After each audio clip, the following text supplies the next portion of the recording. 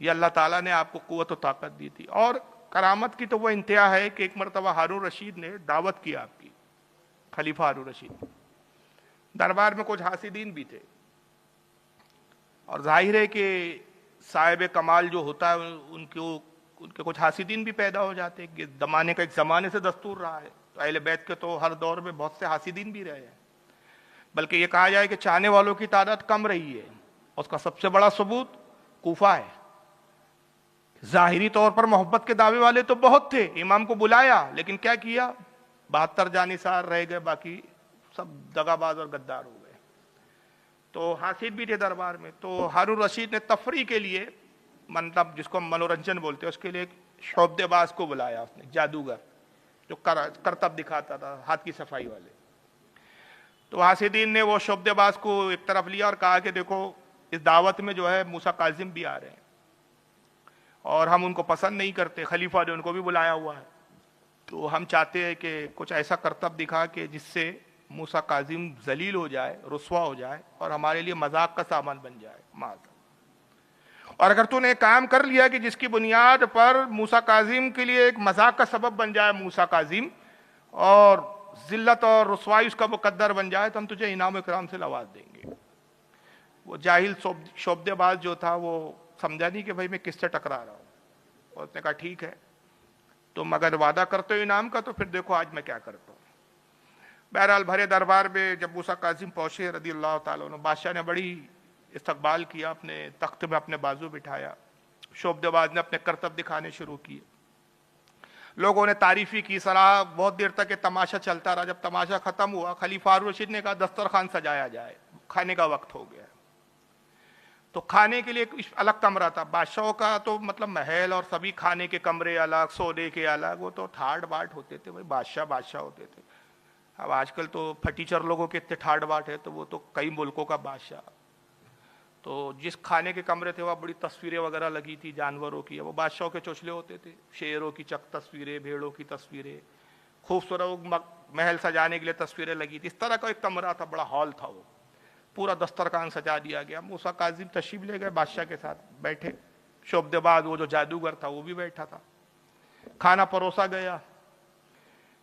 تو وہ جو حاسدین تھے انہوں نے شعبدے باز سے کہا کہ ابھی تک تو نے کچھ کیا نہیں، اب کیا کرنے والا ہے؟ کہا بس اب موقع ہے، اب دیکھو میں کیا کرتا ہوں.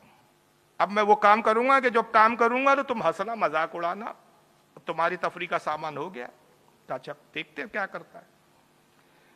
شعبدے باز نے دیکھا، بس جیسی وہ کھانا آیا، ہاں خلیفہ نے کہا شروع کیجیے بسم اللہ، اللہ کے نام سے.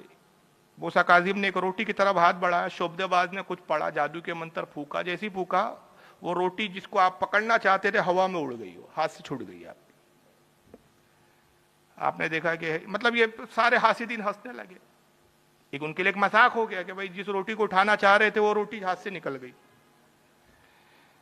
آپ نے وہ روٹی کو دیکھا ہوا میں تھی. دوسری روٹی کو پکڑنا چاہا، اس نے پھر کچھ منتر پڑے پھونکے، وہ روٹی بھی صاحب ہوا میں. یعنی آپ جس روٹی کو اٹھانا چاہتے وہ روٹی ہوا میں معلق ہو جاتی. آپ نے روٹی کو چھوڑا، صبر کیا آپ نے. بھی ایک ضبط ہوتا ہے، ایک صبر کا مادہ ہوتا ہے. یہ تو خیر بہت بڑے امام تھے. سلسلہ چشتیہ کے ایک بزرگ حضرت نصر الدین چراغ دہلوی فرماتے تھے، ان کا مقولہ ہے کہ ہم سلسلہ چشتیہ کے مشائخ بڑے صابر ہیں، مگر ہم برہنہ تلوار بھی ہے. مگر یہ تلوار ایسی کہ جو کسی پہ گرتی نہیں، یہ صرف لٹک رہی ہے. جس کا نصیبہ خراب ہوتا ہے وہ خود اس تلوار سے آ کے ٹکراتا ہے. ہم کسی پہ نہیں گرتے، جس کا سر پھر جاتا ہے وہ خود آ کے ٹکراتا ہے. تو اہل بیت بھی برہنہ تلوار ہے، خود گرتے نہیں. اب کسی کی کو پاگل پن ہو تو خود ہی بھی تلوار سے کھیلے تو زخمی ہونا. آپ نے دیکھا کہ یہ روٹی ہاتھ سے مطلب آ نہیں رہی ہے، تو آپ نے روٹی کو چھوڑا. پھر کوئی سیب یا پھل کی طرف آپ نے ہاتھ بڑھایا، اس نے پھر منتر پھونکے اور سیب ہاتھ سے نکلا اور ہوا میں اڑ گیا. اب آپ کو جلال آ گیا. تو سارے درباری ہنس رہے تھے اور خلیفہ بھی اس ہنسی میں شامل ہو گیا. جب ہنسنے لگے سب، گویا کہ ایک طرح کا آپ کا مذاق ہو گیا، تو آپ کو جلال آیا. تو ایک تصویر کی طرف دیکھا جس میں شیر بنا تھا، اور آپ جلال میں اس تصویر کی طرف دیکھ کے کہتے ہیں ہم اہل بیت کا مذاق اڑایا جا رہا ہے، شیر تو کیا کر رہا ہے؟ نکل باہر اور اس شعبدے باز کو پھاڑ کے کھا جا. بچے سے جملے فرمایا، وہ شیر جو تصویر میں تھا تصویر سے باہر آ کے ایک مجسم پوری شکل میں آیا، اور وہ جادوگر کو اس نے پھاڑا اور کھا کے ختم کر دیا. اور جو ہیبت تاری ہوئی لوگوں پر سب اوندے منہ گر پڑے. وہ شیر دھاڑ رہا ہے، پھر अब सबको डर लग रहा है कि भाई कहीं हम पर हमला ना कर दे, किसी की हिम्मत भागने की नहीं हो रही है, यानी किसी के कुछ समझ में ही नहीं आ रहा है। उस जादूगर शोभदेबाज तो खत्म हो गया, शेर ने खा पी के साफ कर दिया, हड्डियां तक चबा दिया उसकी। जब वो चबा चुका तो आपने कहा तू जहां से आया वहां चला जा, फिर वह एक अक्स बना और तस्वीर में जाके झुका तू। आप उठे और जाने लगे तो खलीफा हारून रशीद कदमों में गिर गया, कहा कि मैं अपने हक का वास्ता देता हूं, लिल्लाह हमें माफ कर दीजिए, हमें अंदाजा नहीं था कि बात यहां तक पहुंच जाएंगी। लिल्लाह जो शेर उसको खा सकता है वो नहीं पी सकता है, आप उसको बख्श दीजिए और शेर को हुक्म दीजिए कि उसको उगल दे। तो आपने एक बड़ा प्यारा जुमला फरमाया, कहा हारून रशीद बाखुदा अगर मूसा अलैहिस्सलाम का असा जिससे जादूगरों के सांपों को निगल लिया था, अगर वो उगल देता तो ये शेर भी उसको उगल देता, अब कुछ नहीं हो सकता। और वहां से फिर आप तशरीफ ले गए। उसके बाद से खलीफा पे ऐसी हैबत तारी हुई कि फिर कभी उसने इस तरह की जरूरत ही नहीं की। इतने इख्तियारात भी थे, इतने पावर भी थे।